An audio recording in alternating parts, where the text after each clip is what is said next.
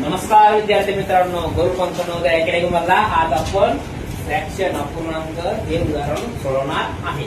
इथं पहिलं उदाहरण कोण सोडून टाकवतं बघू पहिलं बरोबर आता ये गायकवाड इथं आल्यानंतर काय करायचं, इथं उभं राहायचं, आपलं नाव सांगायचं, आपण किती आहे ते सांगायचं, गणित सुरुवात करायची. हा किती वाढा तू तिसरी जाय 34 जाईन आता, बरोबर आहे. हे गणित तू स्वरूप दाखवतो का मध्ये करून दाखवायचं परत सांगले आपलं चांगला काढायचं. तुम्ही चेक करणार रे भाऊ बरोबर सोडतोय की नाही आपल्या बोलायचं हा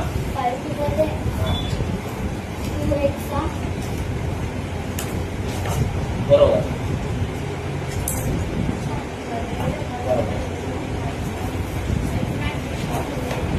चांगला काढ. आता काय करायचंय,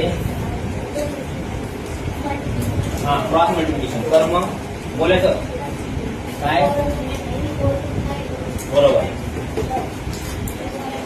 बरोबर बरोबर